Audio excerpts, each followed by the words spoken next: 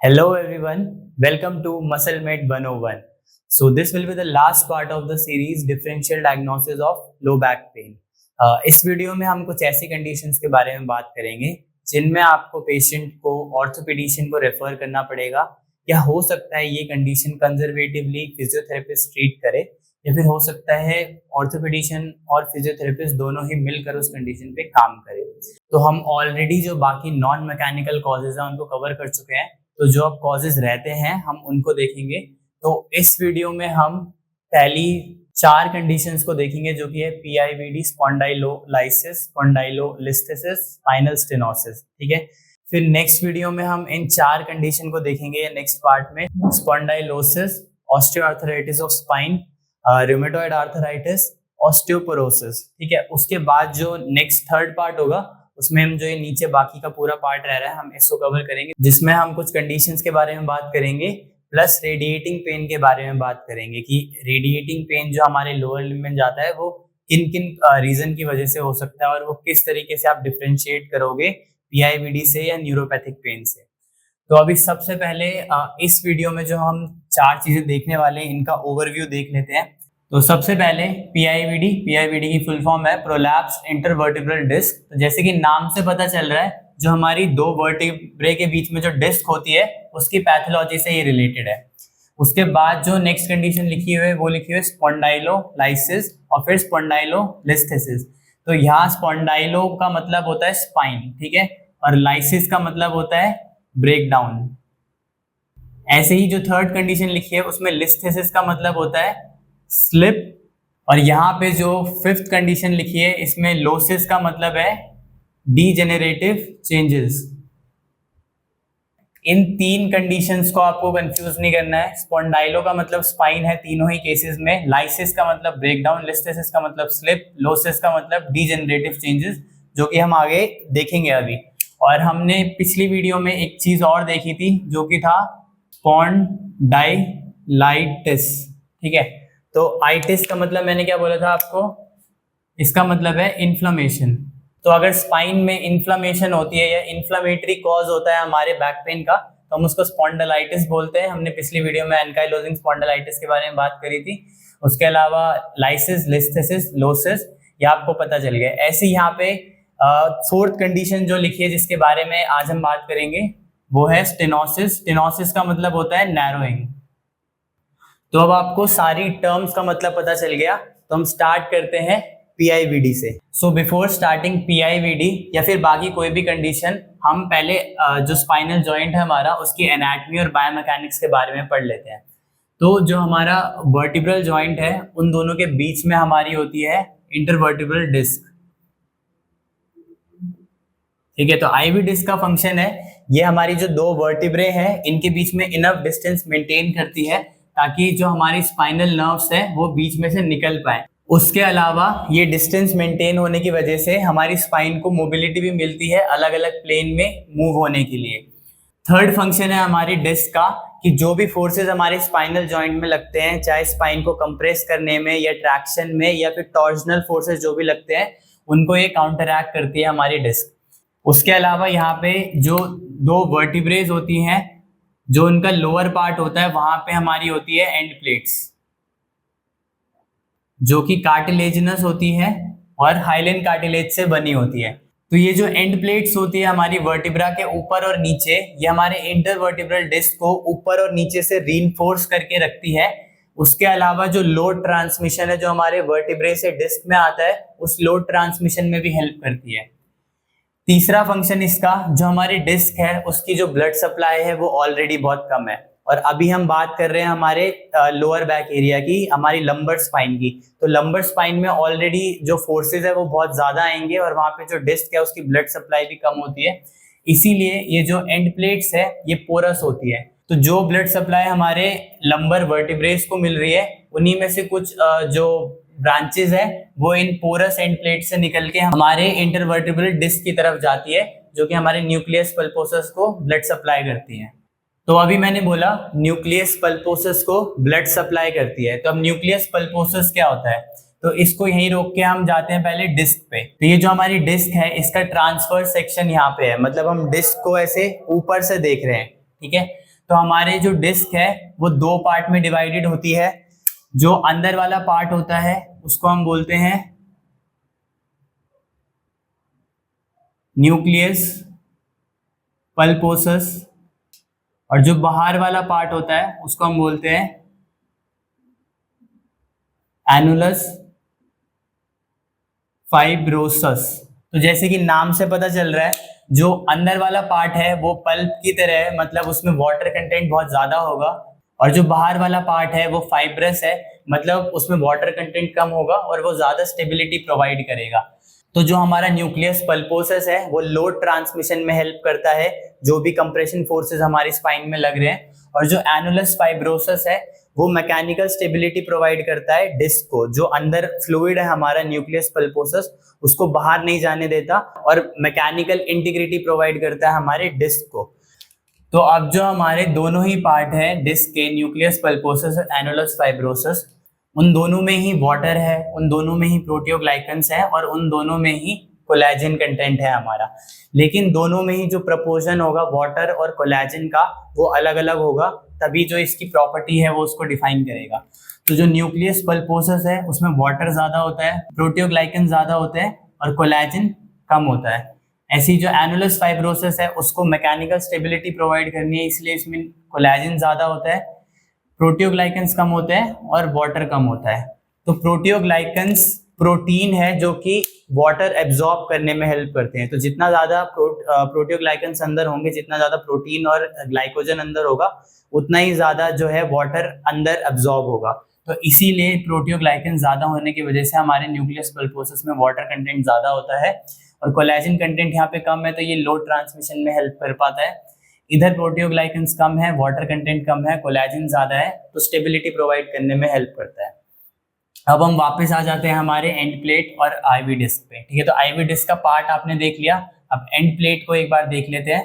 तो जैसे कि हमने देखा था, ये हमारी एंड प्लेट होती है जो कि पोरस होती है, ताकि हमारी इंटरवर्टेब्रल डिस्क को ब्लड सप्लाई मिल सके, और पोरस होने के साथ साथ इतनी स्ट्रांग भी हो कि जो इफेक्टिव लोड ट्रांसमिशन है वो हो सके। तो ये हमारा एंड प्लेट है, ठीक है, और ये हमारा न्यूक्लियस पल्पोसस है, और ये इधर हमारा एनुलस फाइब्रोसस है। तो जो वर्टिब्रे होती है हमारी इधर, उसको अपनी ब्लड सप्लाई मिल रही है। तो अभी हम बात कर रहे हैं लंबर रीजन की। तो लंबर रीजन की जो वर्टिब्रे हैं उनको लंबर आर्टरी सप्लाई करती है, जो कि एब्डोमिनल आयोटा की ब्रांच है। तो यहाँ से जो हमारी आर्टरीज आ रही होंगी,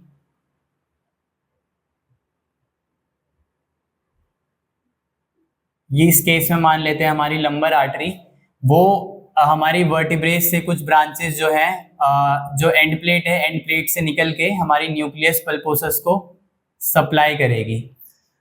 तो जैसे जैसे ये जो एंड प्लेट है हमारी, एंड प्लेट में डीजनरेशन होने लगती है, तो कुछ कुछ जगहों पे ये कैल्सिफाई होने लगती है, कुछ कुछ जगहों पे जो ब्लड सप्लाई है वो पहुंच नहीं पाती हमारे डिस्क के पास, और कुछ कुछ जगहों पे ब्लड सप्लाई कम होने की वजह से नियोवेस्कुलराइजेशन होने लगती है, मतलब नई ब्लड सप्लाई यहाँ पे फॉर्म होने लगती है। तो दो तरीके से ये हमारे जो डिस्क है उसको डैमेज कर सकता है। अगर यहाँ पे नियोवेस्कुलराइजेशन होने लगती है, मतलब न्यू ब्लड वेसल फॉर्म होने लगती है शुरू में जब डीजनरेशन स्टार्ट होती है, तो जो इन्फ्लेमेटरी साइटोकाइंस है हमारे, वो ब्लड के थ्रू हमारे डिस्क में जा सकते हैं और वहाँ पे इन्फ्लेमेशन कॉज कर सकते हैं। दूसरा मैंने कहा कि यहाँ पे जो है कैल्सिफिकेशन होने लगती है। जो हमारी एंड प्लेट थी वो फाइब्रोकार्टिलेजिनस थी और पोरस थी, तो वहां पे कैल्सिफिकेशन होने लगेगी, तो जहां से हमारी ब्रांचेस जा रही थी आर्टरीज की, वो ऑब्स्ट्रक्ट होने लगेगी, और हमारे जो न्यूक्लियस पल्पोसस है उसको न्यूट्रिएंट नहीं मिल पाएंगे, तो उसकी लोड बेयरिंग कैपेसिटी कम होती जाएगी, और जो डीजनरेटिव चेंजेस है स्पाइन में वो बढ़ते जाएंगे। लेकिन ये जो हमारी एंड प्लेट है, इसकी जो डीजनरेशन है वो हमको बहुत ही लेटर फेजेस में पता चलती है, जब हमको दिखने लगता है एक्सरेज में कि जो एंड प्लेट है वो डैमेज हो चुकी है। तो अभी कोई भी डायग्नोस्टिक टूल नहीं है ऐसा जो सबटल चेंजेस जो है, मतलब बहुत ही छोटे चेंजेस जब होने लगते हैं हमारी एंड प्लेट में, उसको देख सके, और हम अर्ली जो कंडीशन है उसमें एंड प्लेट डीजनरेशन को पता कर सके। तो अभी और रिसर्चेस हो सकती है हमारी एंड प्लेट के केस में, ठीक है, जिसमें हम अर्ली जो चेंजेस हैं एंड प्लेट के डीजनरेशन में उनको पता कर सकें। Now let's move on to another view. तो एक 3D व्यू है हमारे वर्टिब्रल कॉलम का। तो हम यहाँ पे देखेंगे कि किस तरीके से जो हमारी स्पाइनल कॉर्ड है वो हमारे वर्टिब्रल कॉलम के अंदर से होते हुए जा रही है और किस तरीके से एग्जिट करती है, कहाँ से एग्जिट करती है।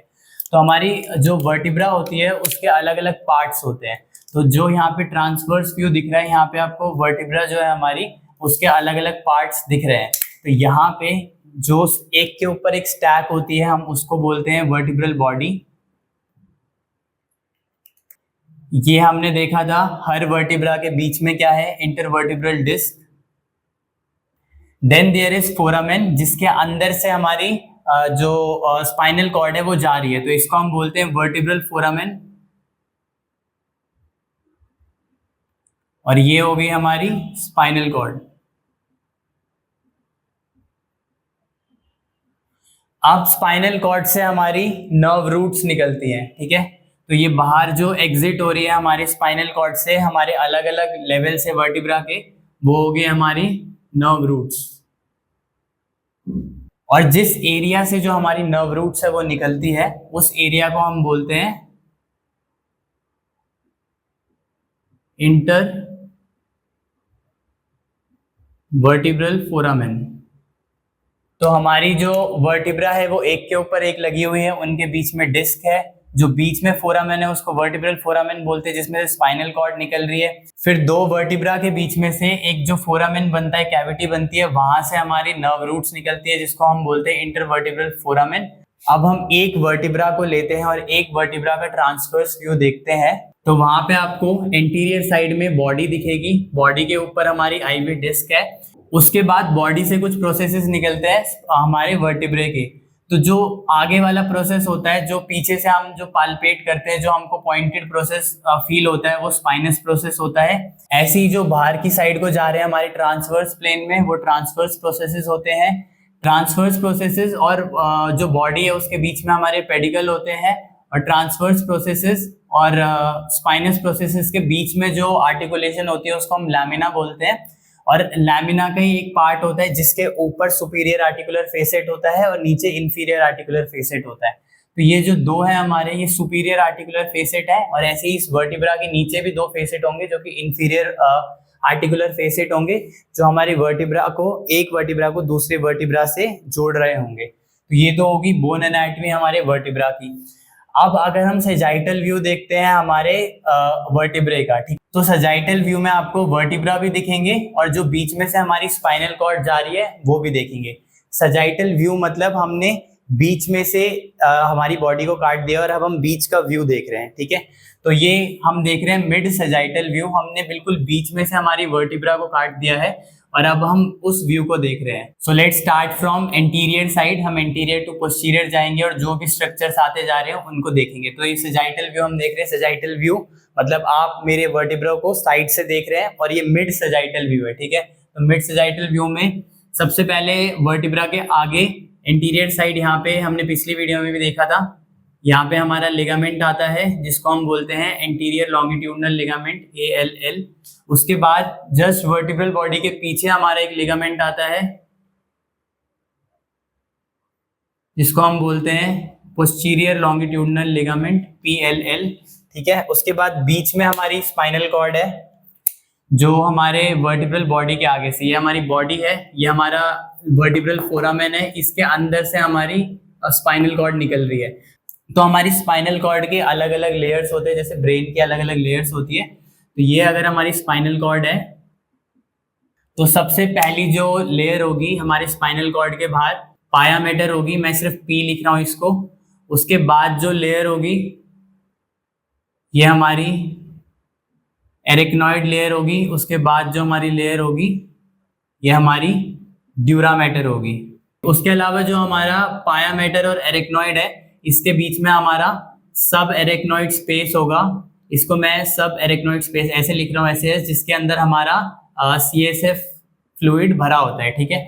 तो सब एरिकनॉइड स्पेस, उसके बाद एरिकनॉइड मैटर, उसके बाद ड्यूरा मैटर, और फिर ड्यूरा मैटर के बाद जो जगह होगी उसको हम बोलते हैं एपिड्यूरल स्पेस, ठीक है। कभी कभार जो हम इंजेक्ट करते हैं वो एपिड्यूरल स्पेस में इंजेक्ट करते हैं, तो ड्यूरामीटर के बाहर होती है हमारी एपिड्यूरल स्पेस, एपिड्यूरल स्पेस। तो जो हमारी एपिड्यूरल स्पेस होती है मोस्टली यहाँ पे फैट होता है। अब एपिड्यूरल स्पेस के बाद यहाँ पे एक लिगामेंट होता है हमारा, जिसको हम बोलते हैं लिगामेंटम फ्लेवम। उसके बाद जो पिछली वीडियो में जैसे मैंने आपको बताया था, दो स्पाइनस प्रोसेसेस के बीच में एक लिगामेंट होता है, उसको हम बोलते हैं इंटरस्पाइनस लिगामेंट। तो मैं इसको इंटरस्पाइनस लिगामेंट ऐसे लिख रहा हूं।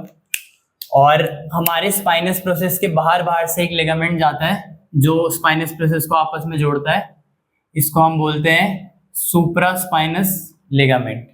तो ये हो गया हमारा सजाइटल व्यू। सजाइटल व्यू में किस तरीके से एंटीरियर टू पोस्टीरियर आपको स्ट्रक्चर दिखेंगे। तो सबसे पहले आपको एंटीरियर लॉन्गिट्यूडनल लिगामेंट दिखेगा, फिर आपको वर्टिब्रल बॉडी दिखेगी, वर्टिब्रल बॉडी के बीच में आपको हमारी डिस्क दिखेगी, उसके बाद पोस्टीरियर लॉन्गिट्यूडनल लिगामेंट दिखेगा, फिर हमारी स्पाइनल कॉर्ड होगी, स्पाइनल कॉर्ड के चारों तरफ अलग अलग लेयर्स होती हैं। सबसे पहले पाया मैटर दिखेगी, उसके बाद सब एरेक्नॉइड स्पेस मिलेगी जिसमें CSF होता है, फिर एरेक्नॉइड मैटर मिलेगा, फिर ड्यूरा मैटर मिलेगा, उसके बाद ड्यूरा के बाहर फिर हमारी एपिड्यूरल स्पेस होगी। एपिड्यूरल स्पेस में मैंने बताया आपको मोस्टली फैट्स होते हैं। उसके बाद लिगामेंटम फ्लेवम दिखेगा आपको, फिर हर स्पाइनस प्रोसेस के बीच में इंटरस्पाइनस लिगामेंट मिलेगा, और बाहर जो टिप से जोड़ रहा है वो सुप्रास्पाइनस लिगामेंट आपका हो गया। अब हम स्टार्ट करते हैं पहली कंडीशन से, जो कि है PIVD। तो अब हम हर कंडीशन के बारे में जो लेस नोन चीजें हैं उनके बारे में ज्यादा बात करेंगे, और जो कॉमन चीजें हैं उनके बारे में कम बात करेंगे। तो हम ब्रीफली सारी कंडीशंस को देखेंगे। तो सबसे पहले PIVD की पैथोफिजियोलॉजी देख लेते हैं। तो PIVD में हमको पता है हमारी जो डिस्क है उसका डिजेनरेशन होगा, जो एनुलस फाइब्रोसिस बाहर की लेयर है उसके टेयर होंगे, और हमारा जो अंदर का जो कंटेंट है वो बाहर को पुश होएगा, जो हमारी नर्व को इम्पिंज कर सकता है और रेडिकुलोपैथी कॉज कर सकता है। तो इसीलिए ये स्टार्ट कैसे होता है, ये सब वहां से हम स्टार्ट करते हैं। तो धीरे धीरे जैसे एज के साथ हमारे डिजेनरेटिव चेंजेस होने लगते हैं, वो एक कॉज हो गया हमारे PIVD का। तो डिजेनरेटिव चेंजेस जैसे कि ऑस्टियोआर्थराइटिस, ऑस्टियोपोरोसिस, या फिर जो हमारी एंड प्लेट है इसका डिजेनरेशन। तो जो भी हमारी स्पाइन को इन्वॉल्व कर रहे हैं डिजेनरेटिव चेंजेस, वो डायरेक्टली या इनडायरेक्टली हमारे डिस्क को इफेक्ट करेंगे, और डिस्क की जो लोड बेयरिंग कैपेसिटी है उसको कम करेंगे। डिजेनरेटिव चेंजेस तो एज के साथ होते रहेंगे। इसके अलावा कुछ चीजें हैं जो यंग एज में भी हो सकती है, जैसे कि रिपीटेटिव स्ट्रेस या फिर ट्रॉमा, एक्यूट ट्रॉमा। ठीक है, तो ट्रॉमा अगर एक्यूट केस है आपके पास, उसकी वजह से सडन जो हमारा एनुलस फाइब्रोसिस है उसमें कुछ टेयर्स आ सकते हैं, और जो डिस्क है वो बाहर की साइड को बल्ज हो सकती है। या फिर रिपीटेटिव स्ट्रेस, ये ज्यादातर मैनुअल लेबरर्स में देखा जाता है, या फिर जो एक्सरसाइज कर रहे पॉपुलेशन उनमें देखा जाता है। तो जब हम बार बार एक मूवमेंट को फॉल्टी बायोमैकेनिक्स के साथ परफॉर्म करते हैं, या फिर पुअर लिफ्टिंग मैकेनिक्स के साथ उसको बार बार लिफ्ट करते हैं, तो हमारी जो डिस्क है उसमें एक ही जगह पे बार बार फोर्स पड़ने की वजह से repetitive stress over the time उस जगह को और वीक करते जाते हैं, और उस जगह से जो हमारी डिस्क है वो बाहर को आने लगती है। मतलब जो न्यूक्लियस पल्पोसस है उसका कंटेंट बाहर को आने लगता है और हमारे नर्व को इम्पिंज कर सकता है। तो ये जो सारे डिजेनरेटिव चेंजेस है उनमें से ये दो चीजें हैं कि मेनली जो कंट्रीब्यूट करेगी वो करेगी एनुलर टेयर्स को। ठीक है, तो जो हमारा एनुलस फाइब्रोसिस है इसकी जो लेयर है इसमें टेयर्स होंगे इन दोनों कॉजेस की वजह से। ठीक है, और जो हमारे डिजेनरेटिव चेंजेस है जो हमारे इन्वॉल्व कर रहे हैं डिस्क को, डिस्क का जो फ्लूइड है उसको ये कम करेंगे, और जो हमारे डिस्क की लोड बेयरिंग कैपेसिटी है उसको ये कम करेंगे। अब ये दोनों ही केसेस जिसमें हमारा न्यूक्लियस पल्पोसस भी इफेक्ट हो रहा है और हमारा एनुलर फाइब्रोसिस भी इफेक्ट हो रहा है, ये दोनों ही कॉज करेंगे जो हमारी लोड बेयरिंग कैपेसिटी है हमारे स्पाइन की उसको कम करने में। तो हमारी जो लोड बेयरिंग कैपेसिटी है वो कम होती जाएगी। लोड बेयरिंग कैपेसिटी कम होती जाएगी तो जो एनुलर टेयर्स है वो और बढ़ेंगे। ठीक है, एनुलस फाइब्रोसिस में जो टेयर है वो और बढ़ेंगे, और इसी वजह से जो अब हमारा अंदर का कंटेंट है वो बाहर आने लगेगा, ये जिसको हम ये भी कह सकते हैं डिस्क हर्निएशन। तो ये तो हो गया पैथोफिजियोलॉजी या फिर मैकेनिज्म ऑफ इंजरी हमारे पीआईवीडी का।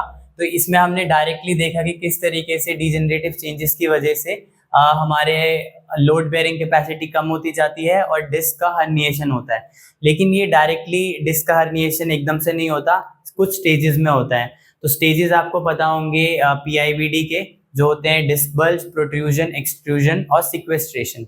तो डिस्क बल्ज आपको पता है क्या होता है, सिक्वेस्ट्रेशन आपको पता है क्या होता है। सिक्वेस्ट्रेशन में जो अंदर का कंटेंट है वो बाहर पूरा का पूरा आ जाता है हमारे एनुलस फाइब्रोसिस से। बीच में जो दो चीजें आती है, प्रोट्रूजन और एक्सट्रूजन, इन दोनों में डिफरेंशिएट करना मुश्किल होता है थोड़ा सा। तो मैं इन दोनों के बारे में आपको बताता हूँ। तो ये हमारे एनुलस फाइब्रोसिस है। एनुलस फाइब्रोसिस जो है वो हमारे रिंग्स में इसके फाइबर्स अरेंज्ड होते हैं ताकि मैक्सिमम जो है लोड बेयरिंग कैपेसिटी प्रोवाइड कर सके। तो जैसे जैसे रिपीटेटिव स्ट्रेस या ट्रॉमा की वजह से हमारे जो एनुलर रिंग्स हैं, ये अलग अलग रिंग्स हैं, इनमें टेयर होने लगते हैं, ठीक है। तो रिपीटेटिव स्ट्रेस की वजह से अलग अलग लेयर्स में टेयर्स होने लगते हैं और एक किसी पॉइंट को ये वीक करते जाते हैं, ठीक है। तो एक किसी पॉइंट पर वीक करते जाते हैं और फिर टेयर ऐसे बढ़ते बढ़ते उस जगह से जो हमारा अंदर का कंटेंट है वो बाहर आने की टेंडेंसी उसकी होती है।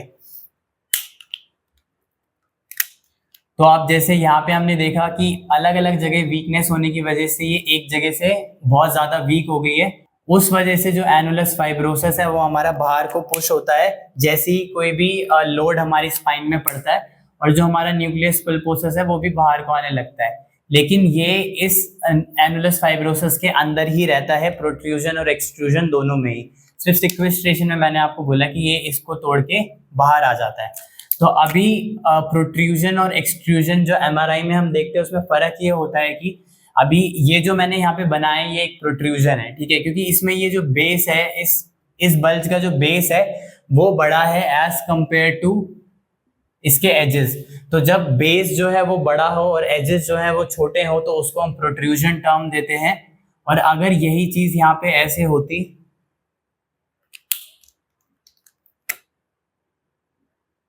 तो इसमें हम बेस देखते हैं कि बेस जो है वो छोटा है एज कंपेयर टू एजेस, ठीक है। तो इसको हम एक्सट्रूजन टर्म देते हैं। तो जब जो बेस है वो छोटा हो और एजेस बड़े हो तो वो एक्सट्रूजन होता है, और जब बेस बड़ा हो एजेस छोटे हो तो उसको हम प्रोट्रूजन बोलते हैं। जब ये एनुलस टेयर पूरा हो जाता है और जो हमारा अंदर का कंटेंट है वो बाहर आने लगता है अलग अलग स्पाइनल लेवल में, उसको हम बोलते हैं सिक्वेस्ट्रेशन, जो कि इमरजेंसी कंडीशन है जिसमें आपको जो सर्जिकली ही ट्रीट हो पाएगी, उसको कंजर्वेटिवली ट्रीट नहीं किया जा सकता। और एक्सट्रूजन को भी कुछ केसेस को कंजर्वेटिवली ट्रीट कर सकते हैं, कुछ को सर्जिकली। प्रोट्रूजन को हम पूरी तरीके से कंजर्वेटिवली ट्रीट कर सकते हैं और डिस्क बल्ज को भी हम कंजर्वेटिवली ट्रीट कर सकते हैं। अब ये तो हो गए स्टेजेस, जिस स्टेजेस में डिस्क हर्निएशन आगे प्रोग्रेस करती है। अब हम मेनली बात करेंगे किन टाइप्स की हर्निएशन होती है। तो हम टाइप्स ऑफ डिस्क हर्निएशन अब देखते हैं। Now on the basis of location की डिस्क हर्निएशन जो है वो कहाँ से हो रही है, हम इसको 2 पार्ट में या 3 पार्ट में डिवाइड कर सकते हैं। तो पहला पार्ट है पैरासेंट्रल, या फिर हम इसको पोस्टीरोलेटरल डिस्क हर्निएशन भी बोल सकते हैं। और दूसरा टाइप है फोरामिनल या फिर फार लेटरल डिस्क हर्निएशन।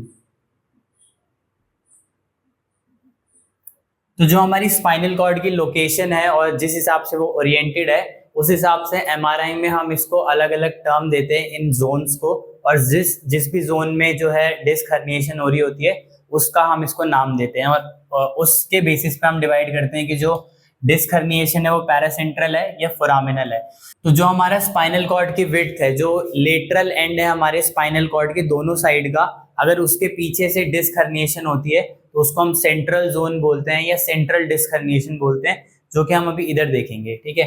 फिर सेंट्रल जोन के बाद सेंट्रल जोन से थोड़ा सा साइड में, जिसमें lateral end of spinal cord और इस साइड से हमारा जस्ट साइड में पेडिकल होता है, तो पेडिकल का मीडियल एंड, तो इसके बीच में अगर कोई डिस्क हर्निएशन होती है, यहाँ पे अगर हम मान लेते हैं इधर कोई भी डिस्क हर्निएशन होती है, तो इसको हम जो इस जोन को हम टर्म देते हैं वो बोलते हैं लेटरल रिसेस। तो लेटरल रिसेस दूसरा जोन है जो जस्ट सेंट्रल के साइड में है। इधर कोई भी डिस्क हर्निएशन होती है तो हम उसको पैरासेंट्रल या पोस्टीरोलेटरल डिस्क हर्निएशन बोलते हैं। उसके बाद इस जोन के जस्ट साइड में होता है फोरामिनल जोन, जो कि बिल्कुल पेडिकल के पीछे होता है। अभी हम पेडिकल के मीडियल एंड पे थे, अब मीडियल एंड से थोड़ा साइड में जाएंगे, बिल्कुल हम पेडिकल के ऊपर आ जाएंगे। तो पेडिकल के पीछे से अगर जो है डिस्क हर्निएशन होती है तो उसको हम फोरामिनल डिस्क हर्निएशन बोलते हैं। उसके बाद जो चौथा जोन है उसमें जो पेडिकल है, पेडिकल के बाहर की साइड को अगर कोई भी डिस्क हर्निएशन होती है तो हम उसको एक्स्ट्रा फोरामिनल डिस्क हर्निएशन बोलते हैं। तो इन 4 जोन्स में हमने डिवाइड कर दिया कि डिस्क हर्निएशन कहाँ कहाँ पे हो सकती है। अब हम वापस आ जाते हैं टाइप पे। पैरासेंट्रल पोस्टीरोलेटरल जो डिस्क हर्निएशन होगा, मैंने आपको बताया वो लेटरल रेसेस वाले जोन में होगा या सेकंड जोन में होगा। फोरामिनल और फार लेटरल जो डिस्क हर्निएशन होगा वो फोरामिनल जोन या फिर एक्स्ट्रा फोरामिनल जोन में होगा। तो जो मोस्ट कॉमन डिस्क हर्निएशन होते हैं वो पैरासेंट्रल होते हैं। फोरामिनल जो डिस्क हर्निएशन होते हैं वो 5 to 10% होते हैं सिर्फ, और जो पैरासेंट्रल डिस्क हर्निएशन होते हैं वो 90% होते हैं। अब लोकेशन देखें तो मैंने आपको बताया था ये स्पाइनल कॉर्ड है। स्पाइनल कॉर्ड के लेटरल एंड से जस्ट साइड में अगर डिस्क हर्निएशन होती है यहाँ पे कहीं पे, तो इसको हम बोलते हैं पैरासेंट्रल डिस्क हर्निएशन। और अगर पेडिकल के पीछे, ये जो हमारा पेडिकल है इसके पीछे अगर डिस्क हर्निएशन होती है या फिर थोड़ा सा बाहर यहाँ कहीं पे डिस्क हर्निएशन होती है तो इसको हम बोलते हैं फोरामिनल या फार लेटरल डिस्क हर्निएशन, जो कि बहुत कम होते हैं। अब यहाँ पे आपको 2 टाइप की नर्व रूट्स दिख रही हैं, एक नर्व रूट ये वाली और एक नर्व रूट ये वाली। मान लेते हैं कि ये L4 है, ये L5 है, L4, L5 और ये S1, ठीक है। तो L4 और L5 के बीच में से जो नर्व निकलती है उसको हम बोलते हैं एग्जिटिंग नर्व रूट, और L4 और L5 के बीच में से जो नर्व रूट निकलती है वो L4 होती है। और ऐसे ही L5 और S1 के बीच में से जो नर्व रूट निकलती है वो L5 नर्व रूट होती है, ठीक है। तो ये L4 नर्व रूट है जो L4 और L5 के बीच में से निकल रही है, और L5 और S1 के बीच में से जो एग्जिटिंग नर्व रूट निकल रही है वो L5।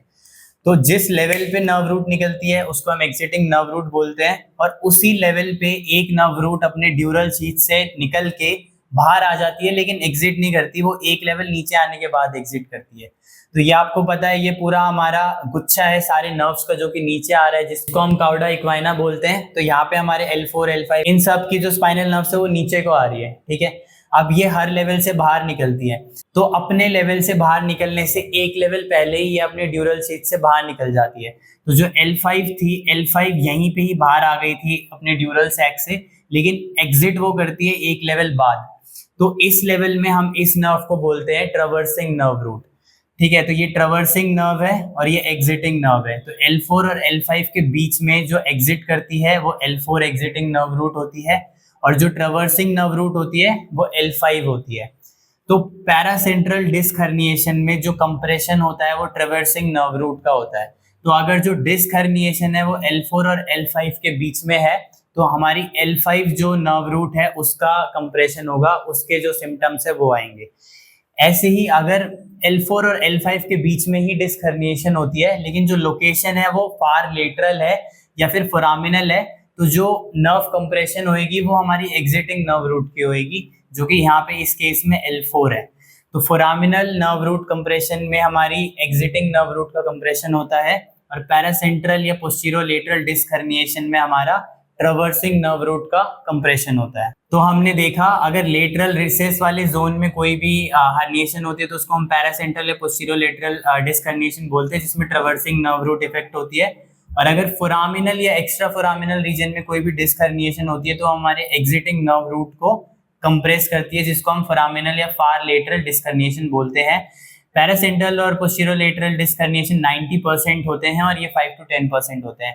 अब कुछ रेयर केसेस में सेंट्रल डिस्क हर्निएशन भी हो सकता है, जिसमें बीच में एक मैसिव डिस्क हर्निएशन हो। तो सेंट्रल जो पार्ट है आपका, जो सेंट्रल जोन मैंने आपको बताया, सेंट्रल जोन में अगर मैसिव डिस्क हर्निएशन होता है तो उसको हम सेंट्रल डिस्क हर्निएशन बोलते हैं, जिसमें हमारा जो पूरी की पूरी नर्व का गुच्छा नीचे आ रहा है वो इफेक्ट हो सकती है। तो हम इसको 2 तरीके से डिवाइड कर सकते हैं, कोनस मेडुलैरिस सिंड्रोम और काउडा इक्वाइना सिंड्रोम। तो आपको पता है कोनस मेडुलैरिस टेपर्ड एंड है हमारे स्पाइनल कॉर्ड का, और उसके बाद नर्व रूट्स बाहर निकलने लग जाती हैं, और उस पूरे जो टफ्ट ऑफ नर्व्स हैं, जो गुच्छा है, उसको हम काउडा इक्वाइना बोलते हैं। तो जो हमारा कोनस मेडुलैरिस है या फिर जो हमारी स्पाइनल कॉर्ड है, वो एंड हो जाती है हमारे L1 लेवल के आसपास में, ठीक है। तो अगर इंजरी होती है हमारी T12 या L1 पे, तो हमारा कोनस मेडुलैरिस सिंड्रोम होगा या फिर कोनस मेडुलैरिस पे इंजरी होगी। अगर हमारी इंजरी होती है L1 लेवल से नीचे, तो उसको हम बोलते हैं काउडा इक्वाइना सिंड्रोम, ठीक है। तो ये इंजरी होती है T12 से L1 में, और ये बिलो L1।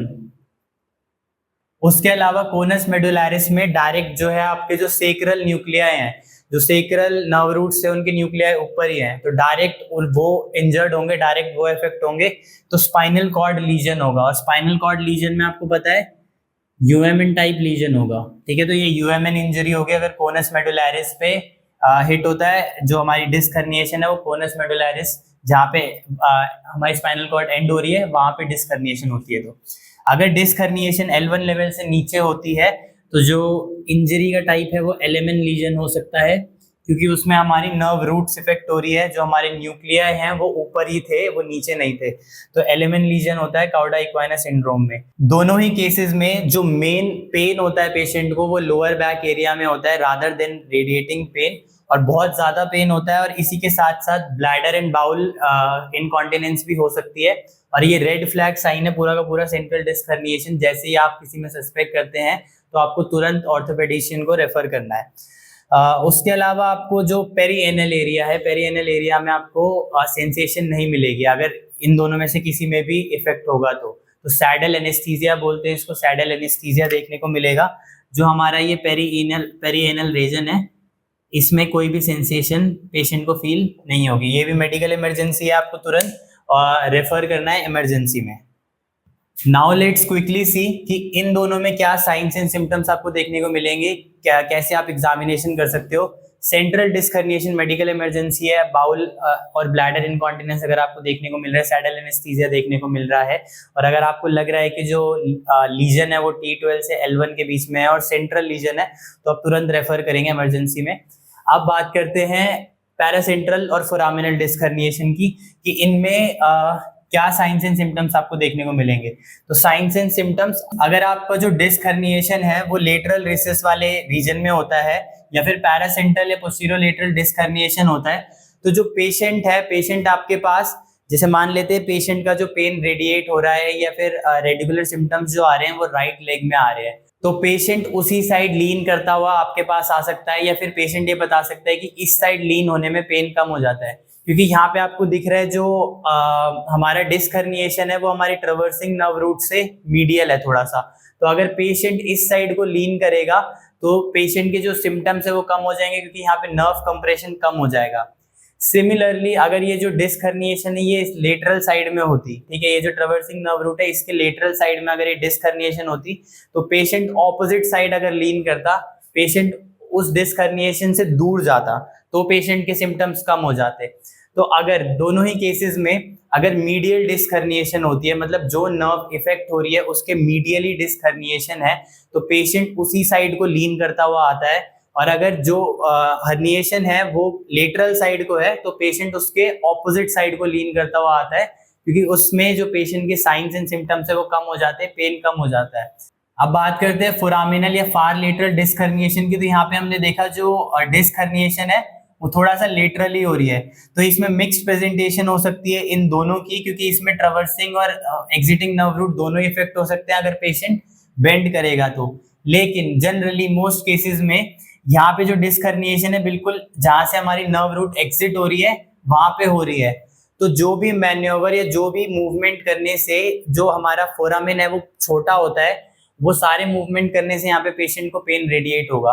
तो स्पाइनल एक्सटेंशन इप्सिलेटरल, मतलब जिस साइड दर्द हो रहा है उसी साइड साइड बेंडिंग और उसी साइड रोटेशन।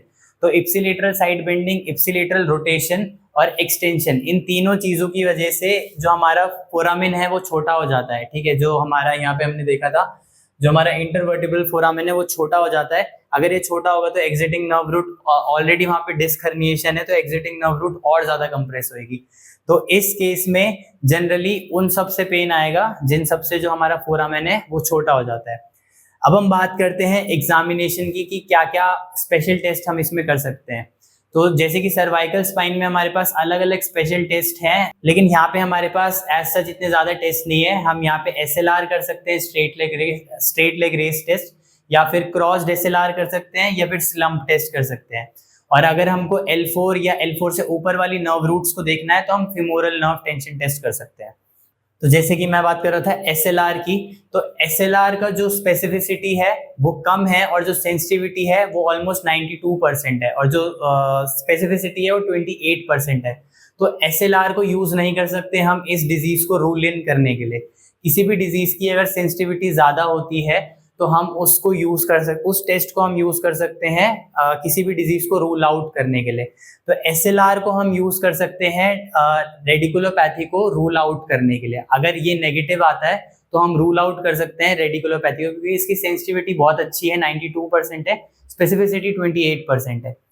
लेकिन जो क्रॉस्ड SLR टेस्ट है, क्रॉस्ड SLR की स्पेसिफिसिटी 90% है और सेंसिटिविटी जो है वो 28% है, तो उल्टा हो गया। तो इस टेस्ट को, क्रॉस्ड SLR जो टेस्ट है, उसको हम यूज कर सकते हैं लंबर रेडिकुलोपैथी को रूल इन करने के लिए, क्योंकि इसकी स्पेसिफिसिटी बहुत ज्यादा है। तो ये टेस्ट अगर पॉजिटिव आता है किसी पेशेंट में तो हम उसको कंसीडर कर सकते हैं लंबर रेडिकुलोपैथी वाले ग्रुप में, क्योंकि इसकी स्पेसिफिसिटी 90% है। तो क्यों जो क्रॉस्ड SLR है वो इतना ज्यादा स्पेसिफिक है हमारे लंबर रेडिकुलोपैथी के लिए? तो मैंने आपको बताया 90% ऑफ द केसेस जो है उनमें पैरासेंट्रल या पोस्टीरोलेटरल डिस्क हर्निएशन होती है। अब यहाँ पे आपने देखा ये हमारी स्पाइनल कॉर्ड जा रही है, ये हमारे ट्रवर्सिंग नर्व रूट है, और इस ट्रवर्सिंग नर्व रूट के पीछे ही हमारी डिस्क हर्निएशन है, जो कि 90% ऑफ द केसेस में होती है। तो अगर पेशेंट आपका ऑपोजिट साइड का लेग उठाएगा, ठीक है, क्रॉस्ड SLR में क्या होता है, हम जो जिस लेग में सिम्टम जा रहे हैं हम उसका ऑपोजिट जो लेग है उसको रेज करते हैं, और जनरली 30 to 45 डिग्री की रेंज में दूसरी साइड पेन चालू हो जाता है या लोअर बैक में पेन चालू हो जाता है। अब वो क्यों होता है? क्योंकि अब हमारा जो राइट साइड है वो इफेक्टेड है यहाँ पे, ठीक है, राइट साइड डिस्क हर्निएशन है, जो राइट साइड की L5 नर्व रूट है वो कंप्रेस हो रही है।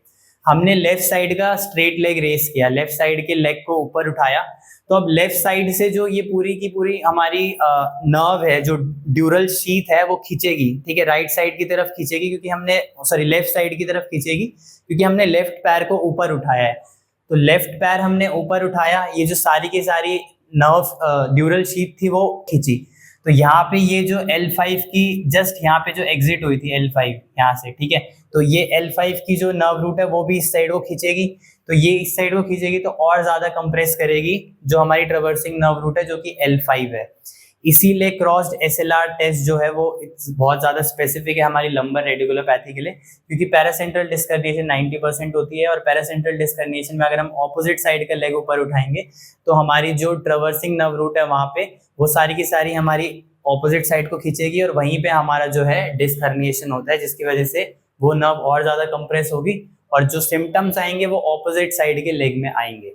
तो सबसे पहले आप SLR करोगे, अगर SLR पॉजिटिव आता है तो इसका मतलब उस किसी भी पेशेंट को लंबर रेडिकुलोपैथी हो सकती है।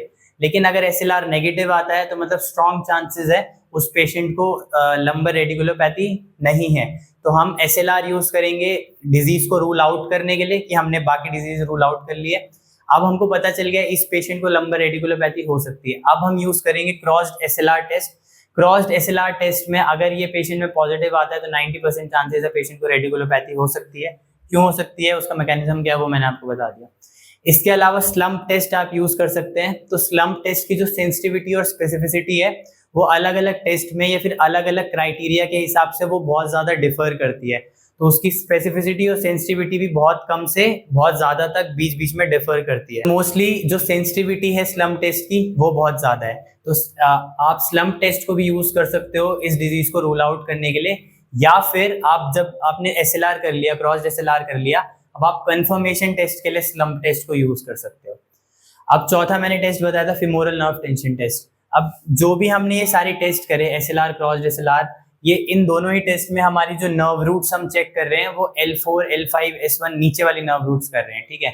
लेकिन जो हमारी L2, L3, L4 nerve root है जो जिससे बन के हमारी फेमोरल नर्व बनती है, तो ये वाली नर्व रूट जो है वो इन टेस्ट में उनको उस नर्व रूट पे इतना ज्यादा स्ट्रेस नहीं डल पाता। तो इसीलिए अगर L4 जो है या L4 से ऊपर वाली जो नर्व रूट्स है उनको आपको टेस्ट करना है, उन लेवल पे डिस्क हर्निएशन टेस्ट करना है, तो आप femoral nerve tension test use कर सकते हैं। फेमोरल नर्व टेंशन टेस्ट की स्पेसिफिसिटी या सेंसिटिविटी एज स्पेसिफाइड नहीं है। अब आपने सारे टेस्ट भी कर लिए और ये भी देख लिया कि पेशेंट में PIVD हो सकता है, लेकिन मैंने आपको बताया कि जो प्रेजेंटेशन है पेशेंट की वो डिफरेंट हो सकती है किसी भी टाइप की डिस्क हर्निएशन में। किसी केस में पेशेंट बोल सकता है कि बैठ के जो सिम्टम्स है वो बढ़ जाते हैं और चलने पे या खड़े होने पे सिम्टम्स कम हो जाते हैं। किसी केस में पेशेंट आपको बोल सकता है कि बैठने में सिम्टम्स कम हो जाते हैं और खड़े होने पे सिम्टम्स बढ़ जाते हैं। किसी केस में आपको, जैसे कि मैंने आपको ये दो बताया, पेशेंट सिम्टोमेटिक लेग से दूसरी साइड लीन करने में पेशेंट को रिलीफ मिलता है, किसी केस में सेम साइड लीन करने में पेशेंट को रिलीफ मिलता है। तो आप डिसाइड कैसे करोगे कि किस पेशेंट का ट्रीटमेंट किस डायरेक्शन में आपको ले जाना है या किस तरीके से करना है। होंगे सारे PIVD के पेशेंट्स, सारे डिफरेंट सिम्टम्स के साथ आपको आएंगे और सबका ट्रीटमेंट जो होगा वो उनके जो डिस्क पैथोलॉजी है उसके हिसाब से आपको करना होगा। तो आप किस तरीके से करोगे, तो उसको करने के लिए हम पेशेंट्स को दो ग्रुप्स में डिवाइड कर सकते हैं, डायरेक्शनल प्रेफरेंस ग्रुप और radiculopathy group. Directional preference group दोनों ही केसेस में रेडिकुलोपैथी हो सकती है, दोनों ही केसेस में जो साइंस एंड सिम्टम्स है वो नीचे रेडिएट हो सकते हैं, लेकिन डायरेक्शनल प्रेफरेंस ग्रुप में नी से नीचे सिम्टम्स जो है जिनके नी से नीचे सिम्टम्स नहीं जा रहे हैं हम उनको रखेंगे, और इस केस में हम नी से नीचे जिनके सिम्टम्स आ रहे हैं उनको भी रख सकते हैं और जिनके ऊपर ऊपर तक रहते हैं सिम्टम्स उनको भी रख सकते हैं। अब दोनों ही केसेस में नमनेस, टिंगलिंग सेंसेशन आपको मिल सकती है, पेरेस्थीजिया मिल सकता है लोअर लिम्ब में, सेंसरी डेफिसिट मिल सकते हैं, मोटर डेफिसिट मिल सकते हैं। लेकिन जो ये वाला ग्रुप है, रेडिकुलोपैथी वाला ग्रुप, इसमें जो साइंस एंड सिम्टम्स होते हैं वो सिवियर होते हैं और जो नर्व रूट कंप्रेशन है वो बहुत ज्यादा हो रही होती है। तो जनरली मोटर और सेंसरी जो डेफिसिट्स होते हैं, खासकर मोटर डेफिसिट, वो आपको इस ग्रुप में देखने को मिलेंगे। तो आपको दो ग्रुप में डिवाइड करना है। इस ग्रुप में आपको जिनके सिम्टम्स नीचे नहीं जा रहे हैं उनको रखना है और पेशेंट के सिम्टम्स के अकॉर्डिंग इस ग्रुप में रखना है। अगर पेशेंट बोलता है कि जो भी एक्सटेंशन वाली चीजें हैं उसमें पेशेंट के सिम्टम्स रिलीफ हो जाते हैं तो वो एक्सटेंशन बायस वाले ग्रुप में आ जाएंगे, और जिनमें पेशेंट बोलता है फ्लेक्शन के जो भी चीजें होती हैं जैसे कि सिटिंग हो गया उनमें, या फिर नीचे बेंड होना हो गया, उनमें जो साइंस एंड सिम्टम्स होते हैं वो कम हो जाते हैं, तो हम उसको फ्लेक्शन बायस ग्रुप में डाल सकते हैं। तो जनरली PIVD में जो भी केसेस हमको देखने को मिलते हैं वो एक्सटेंशन बायस में आते हैं। पेशेंट जब भी नीचे झुक के कुछ करता है या फिर कुर्सी पे बैठता है तो पेशेंट को पेन फील होता है, तो जनरली जो पेशेंट है हम उनको एक्सटेंशन बायस ग्रुप में रखते हैं। और इस ग्रुप में जो पेशेंट हम रखते हैं उनको हम एक्सटेंशन एक्सरसाइज से जो उनकी रिहैबिलिटेशन है वो स्टार्ट करा देते हैं। तो जनरली जो मैकेंजी स्पाइन एक्सटेंशन एक्सरसाइजेस हम उससे स्टार्ट करा देते हैं, तो जो इजीएस्ट वेरिएशन है प्रोन एक्सटेंशन, हम उससे स्टार्ट करा देते हैं। फ्लेक्शन बायस ग्रुप में बहुत कम पेशेंट होते हैं जो PIVD के होते हैं। मोस्टली फ्लेक्शन बायस ग्रुप में स्पाइनल स्टेनोसिस के पेशेंट आपको देखने को मिलेंगे, ठीक है। तो जो भी पेशेंट होंगे जो बोलेंगे कि सीधे खड़े होने में उनको पेन होता है, उनमें आप सस्पेक्ट कर सकते हैं स्पाइनल स्टेनोसिस। स्पाइनल स्टेनोसिस अभी हम पढ़ेंगे यहाँ पे। तो फिलहाल के लिए हम PIVD पढ़ रहे थे, तो PIVD में आपको एक्सटेंशन बायस वाले ज्यादा लोग मिलेंगे और इनकी जो रिहैबिलिटेशन है आप एक्सटेंशन एक्सरसाइज से स्टार्ट कर सकते हैं। अब आते हैं रेडिकुलर ग्रुप में। तो रेडिकुलर ग्रुप में साइंस एंड सिम्टम्स जिन भी लोगों के जिस साइड को जो पेन है वो रेडिएट हो रहा है उसी साइड बेंडिंग, उसी साइड रोटेशन और एक्सटेंशन से सिम्टम्स बढ़ रहे हैं, तो और मोटर डेफिसिट इसमें आपको देखने को मिल रही है। वेलसेवा मैन्यूवर भी आपको देखने को मिल रहा है, मतलब कफिंग में जो है वो पेन रेडिएट हो रहा है, या फिर क्रॉस्ड SLR मैंने आपको बताया, क्रॉस्ड SLR जो है वो पॉजिटिव आ रहा है पेशेंट में। तो ये सारे अगर पेशेंट में पॉजिटिव आ रहे हैं तो आप उनको रेडिकुलर ग्रुप में रख सकते हैं जिसमें स्ट्रॉन्ग रेडिकुलर सिम्टम्स पेशेंट में देखने को मिल रहे हैं। इन केसेस में आप अगर एक्सटेंशन एक्सरसाइजेस कराओगे, फ्लेक्शन एक्सरसाइजेस कराओगे, दोनों में ही पेशेंट को पेन फील होगा। तो इन जो रेडिकुलर ग्रुप है उनका जो अप्रोच होगा आपका ट्रीटमेंट का वो होगा ट्रैक्शन का, ठीक है। ट्रैक्शन से जब पेशेंट का पेन रिलीफ होने लगेगा उसके बाद आप धीरे धीरे थेरेप्यूटिक एक्सरसाइजेस पे जाओगे। So we have completed PIVD. Video बहुत बड़ा है इसलिए सिर्फ इस वीडियो में पीआईवीडी मैं कंप्लीट कर रहा हूँ। नेक्स्ट वीडियो में हम बाकी जो 3 कंडीशन मैंने बोली थी इस वीडियो में करेंगे, वो उसमें करेंगे। तो होप पीआईवीडी आपको अच्छे से आ गया होगा। हमने पीआईवीडी की पैथोफिजियोलॉजी देखी थी। पैथोफिजियोलॉजी के बाद हमने टाइप्स ऑफ डिस्क हर्निएशन देखे थे, जो कि 3 टाइप के थे। उसके अलावा कौन कौन से टेस्ट आप कर सकते हो इसमें, जिससे आप कंफर्म कर सकते हो पेशेंट को पीआईवीडी है कि नहीं। और थर्ड चीज हमने देखा कि पेशेंट को किस तरीके से आप ग्रुप कर सकते हो ताकि पेशेंट का जो ट्रीटमेंट है उसको आप अच्छे से प्लान कर सको और जो हीलिंग है वो पेशेंट में अच्छे से हो सके। मिलते हैं आप नेक्स्ट वीडियो में।